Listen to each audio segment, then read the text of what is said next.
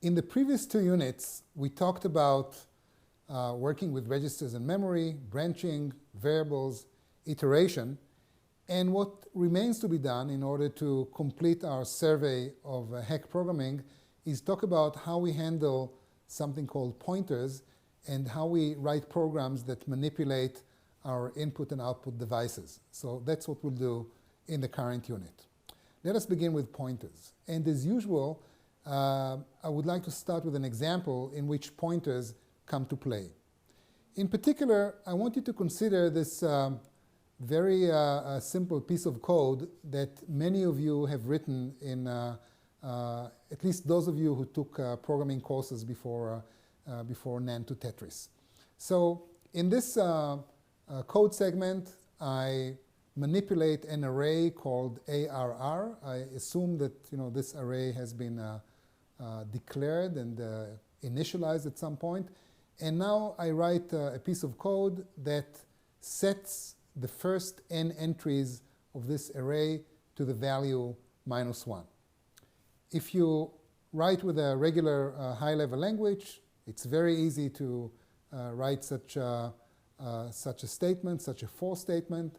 And as you know by now, when you have to bring it down to the level of machine language, you have to work much harder to deliver the required functionality. So how do we do it?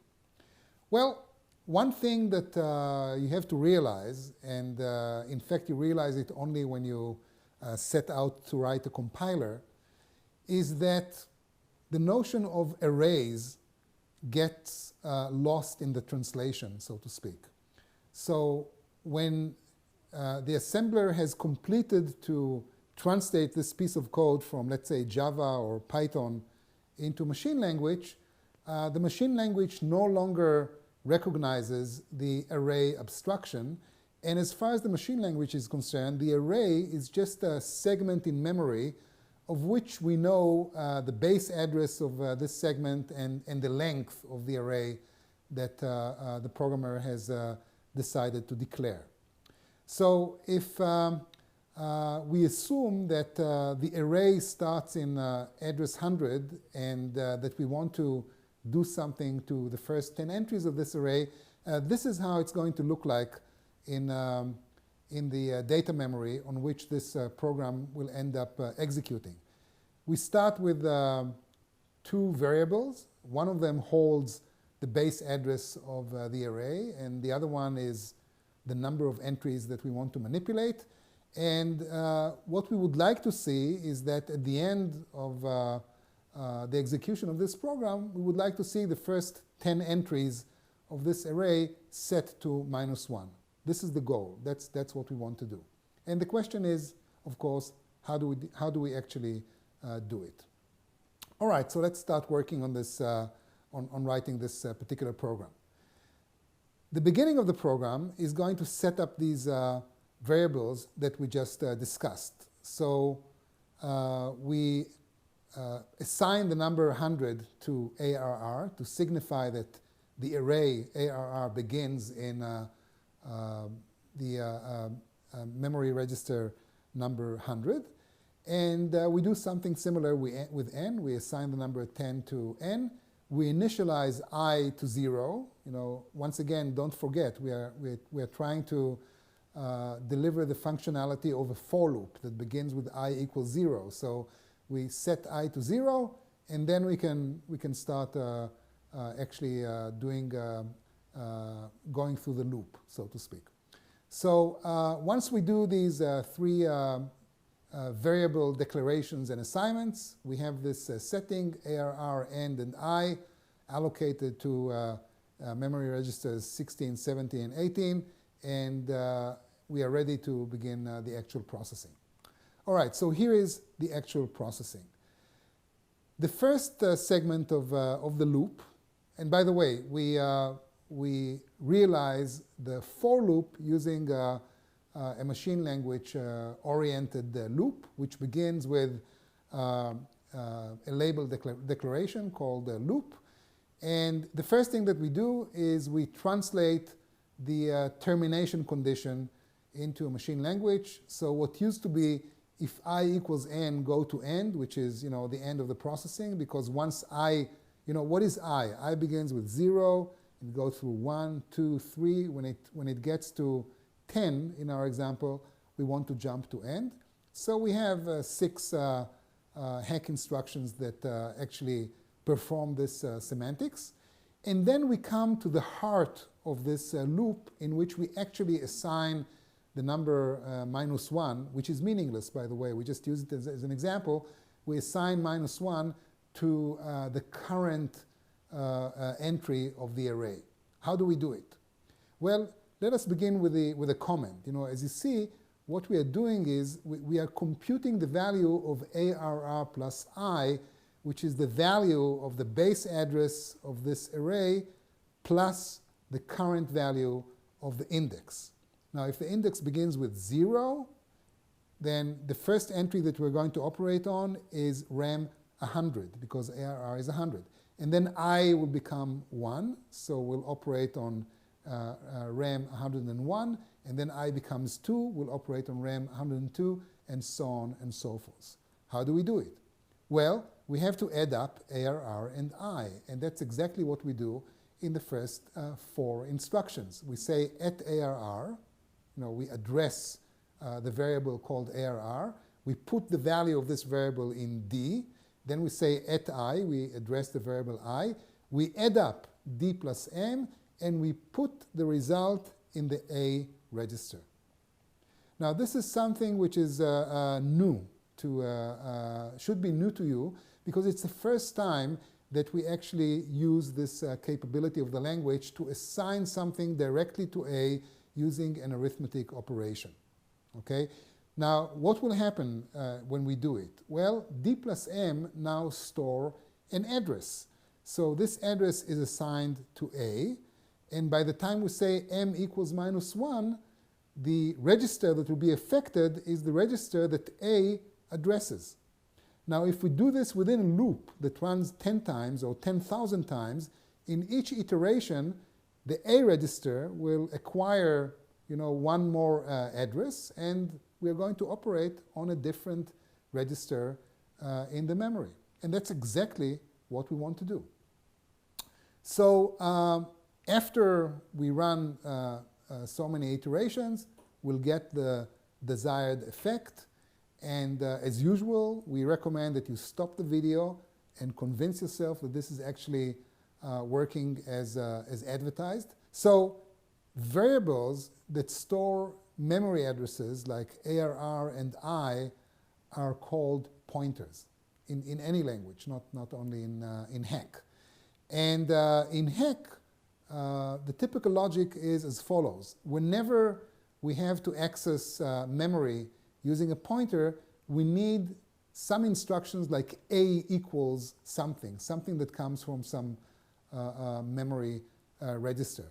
So the typical semantics is set the address register to the value of some memory register in which I do some pointer arithmetic to compute the address on which I want to operate. Okay, so this, in a nutshell, is how we do pointer processing in the Hack machine language. In the next part of this unit, in the next and final part of this unit, we will see how pointer manipulation comes to play in the, when we write code that interacts with the screen and with other similar peripheral devices. All right, so let's talk about input-output. First of all, if you recall, we have 2 standard input and output devices. We have a display unit and a keyboard, and these I/O devices are connected, so to speak, to 2 designated areas in the RAM. One of them is called the screen memory map, and these are 8K of bits that represent about 13,000 pixels on the physical display unit. And we have a keyboard which is connected to yet another area on the memory called, which we call keyboard. All right, so we also have these labels that record the base addresses, so we don't really have to remember any actual number when we set out to process the screen and the keyboard. All right, so here's an example of using the screen, and in particular using the screen to draw a rectangle. You know, this is like the hello world of computer graphics, drawing a rectangle. How do we do it? Well, this is a screenshot of a CPU emulator. I want to remind you that what we see here is the ROM, the instruction memory on the left, data memory next to it, and then we see some simulation of a physical screen. We see it at the top right hand side, and the task in front of us is to draw a filled rectangle at the upper left corner of the screen, and the dimensions of the rectangles are such that it has to be 16 pixels wide and rem0 pixels long. So rem0 is a parameter of this program, and if you look carefully at the top of the RAM in this slide, you will see that rem0 has been set by the user to 50. So once the user puts some number like 50 in rem0 and clicks the play icon, what will happen is that the program will start running, and at the end of its execution, which is going to be very quick, you're going to see a rectangle drawn at the top left of the screen. The rectangle is 16 pixels wide. This is a fixed width, and the length is variable according to the input of the user. So this is the mission. That's what we have to do. Before we look at the actual code, let us go into the CPU emulator and actually demonstrate this program working. And then once we do it, we'll talk about the code proper. The purpose of this demo is to illustrate how we can load and execute a program that draws a rectangle at the top left corner of the screen. So what we have here is two windows. In the foreground, I have the CPU emulator, and in the background, I have a plain text editor with the program in question loaded already into it. The program has been written. If we read the documentation, we see that the program claims to want to draw a rectangle at the screen's top left corner, and hopefully that's also what the commands of the program are actually doing.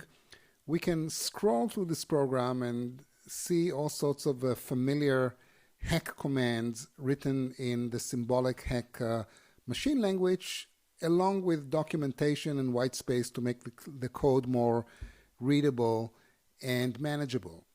So let's go to the CPU emulator and click the load program button, which is right here, and look for this program, Rectangle ASM. Here it is. Found it, loading it. And it's interesting to contrast the source code with what was actually loaded into the CPU emulator. So let's take this window and put it right next to the loaded code.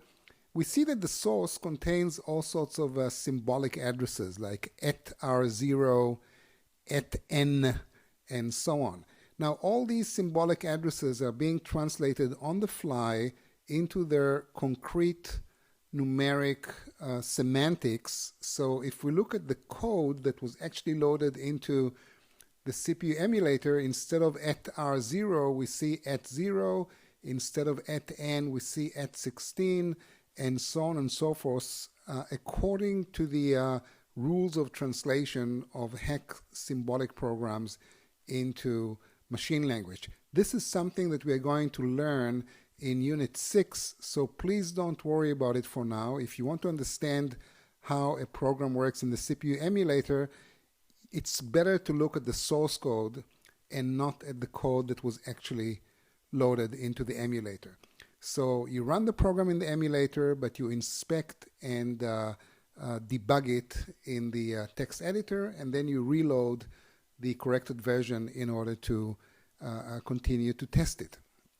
All right, so let's put this window roughly back where it was before and go back to the CPU emulator. And once again, the program is loaded. We are told that we have to determine the depth or the length of the rectangle by filling in some number in RAM 0. So let's do that. And I'm going to put here the number 50. So we are going to draw a rectangle which is 16 bits or 16 pixels wide and 50 rows long. Hopefully that's what the program is going to do. So I can start executing the program by clicking this play button, and each time I click a play button I execute the next command in the program, and so far nothing seems to happen, but perhaps we have to be slightly more patient. And indeed we see that we drew one line of 16 pixels at the top left corner of the screen. Very nice. So let's continue to execute, and looks like there was a loop in the program, and I'm doing it slightly more quicker, and I see that I drew another line and keep on drawing another line, and so on and so forth. If I get tired of this stepwise simulation, I can click the fast forward, and then I can just sit back and watch the program get execute. This is fairly slow, so I can make it faster by using this slider here. And I see now that the program runs much quicker than before, and it keeps on drawing rows until the counter of these rows will reach RAM 0, which now happens to be 50. And that's it. We got this limit. And at that stage, the program executed some goto command that sent it to the end of the program, where it runs an infinite loop. And that's exactly what I want to do at the end of every hack program. So once I get tired of seeing this infinite loop, I can stop the program, look at the screen, and convince myself that the program has actually done what it was supposed to do. Now, let's scroll back to the top of the program, and we can try some other input. Let's say 70, or let's even make it more a larger number. So we're going to draw a rectangle which is 120 rows long, and if I'm tired to see all this animation, I can click this control here and cancel the animation, at least temporarily, and then I reset the program. And once I've canceled the animation, I can simply click fast forward, sit back, and watch the program execute in an instance. So let's do that.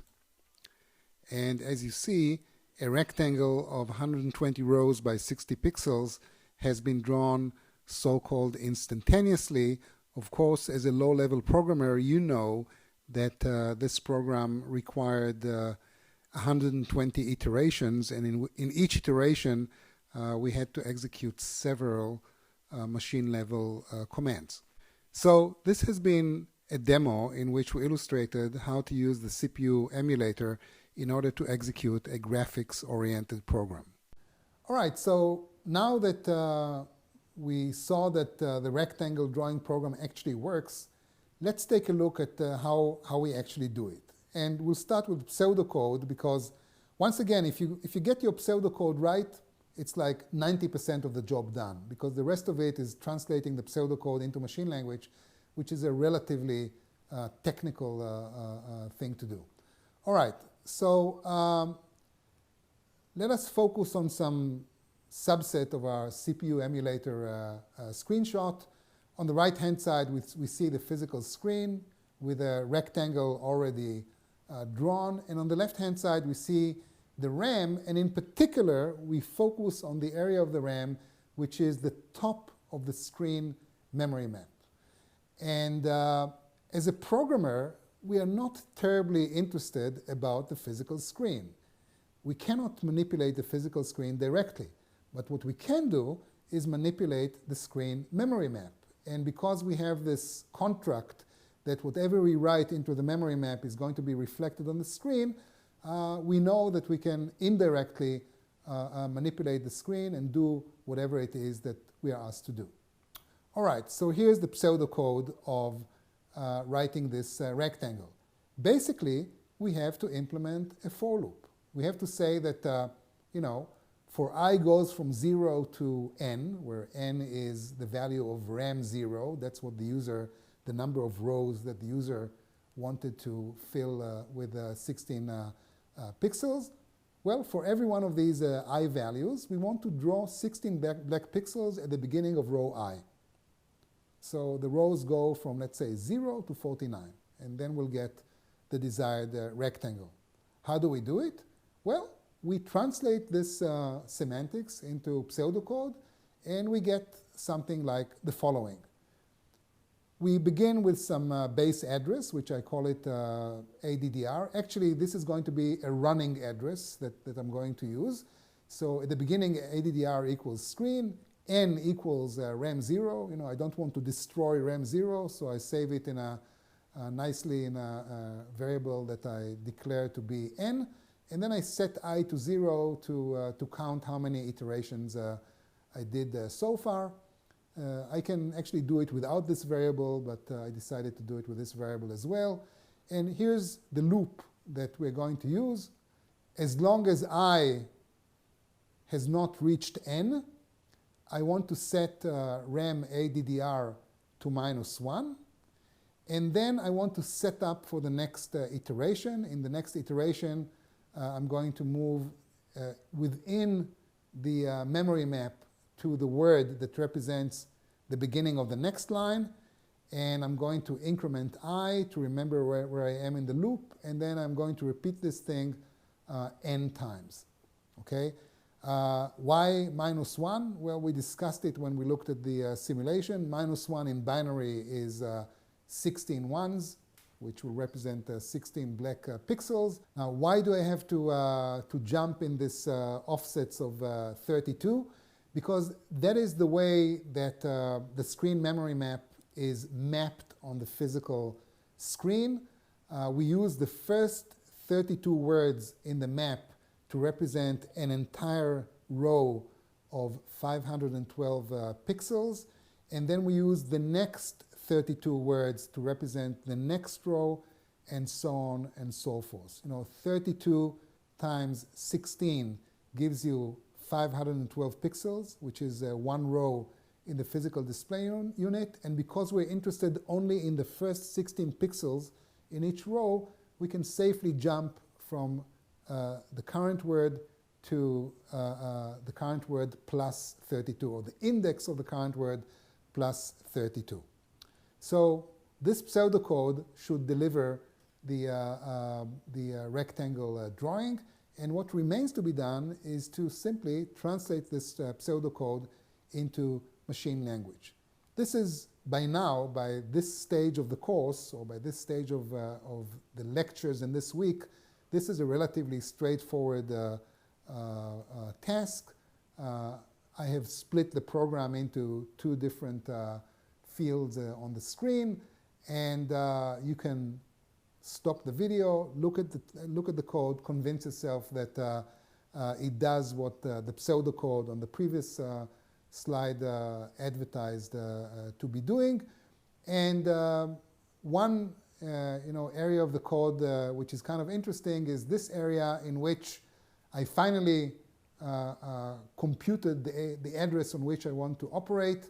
I set this address into the A register, and then I operate on this particular memory register and set it to -1. This is very similar to what we did previously with the pointers, and it is yet another example that shows you the power of pointer manipulation. So we basically do something very similar to what we did before. We manipulate an array, but we now have all the nice side effects of what happens when you manipulate not just a regular array, but an array which happens to be a subset of the screen memory map. You get this side effect that whatever you do in the memory map is reflected on the physical screen, and if you know what you're doing, you're going to end up drawing a rectangle. If you don't know what you're doing, you're going to end up drawing something crazy, which will be interesting as an experiment, but then you have to debug it until you'll get the desired rectangle or whatever other figure you were asked to draw. So this has been the end of the part in the course in which part in this unit in which we talk about working with the screen. And I'd like to say a few words about working with the keyboard. And as you recall, the keyboard is the standard unit with which we interact with the user, with which we acquire inputs from the user. So how can we write code that manipulates the keyboard? In previous units, we discussed how the keyboard is connected to the computer, and in particular, the keyboard is connected to a certain register, which in the overall address space of the memory happens to be register number 24576 in the HEC computer architecture. So this register is the keyboard memory map. And the setting is such that if the user presses any key on the physical keyboard, the scan code of this key appears in the keyboard memory map in this designated register. So with that in mind, it's quite obvious what you have to do as a programmer in order to figure out what the user is doing with the keyboard. You have to write code that accesses this particular register and inspects it. So to check which key is currently processed, you read the contents of the RAM in address 24576. You don't really have to use this difficult to remember number, because this number also happens to be the value of the predefined label keyboard. So all you have to do really is say something like at keyboard D equals M, and then the D register will contain the scan code that the user is currently pressing. Now, I wish to remind you that if the register contains 0, it means that the keyboard is idle and the user is not really using it. Otherwise, it contains the scan code of the presently pressed key.